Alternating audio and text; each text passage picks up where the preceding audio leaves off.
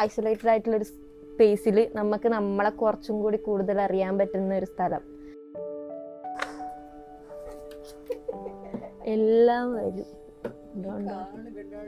എന്താണ് സപ്ത? സപ്ത എന്താണെന്ന് പറഞ്ഞു കഴിഞ്ഞാല് നമുക്ക് പുതിയൊരു സ്ഥലത്തേക്ക് പോവുക എന്നുള്ളൊരു സാധനം. മീൻസ് കാസർഗോഡ് എന്നുള്ളത് മാത്രല്ല, നമ്മളെ ഉള്ളിലേക്ക് പോവുക എന്നുള്ളൊരു സാധനം കൂടി ഉണ്ട്.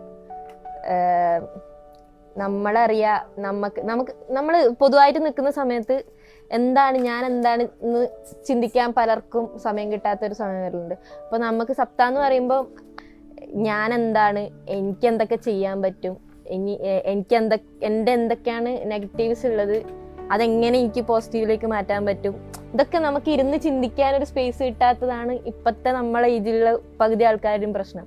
അപ്പം അതിനുള്ള ഒരു ബെസ്റ്റ് പ്ലേസ് ആണ് സപ്ത ക്യാമ്പ് എന്നാണ് എനിക്ക് പറയുന്നത്.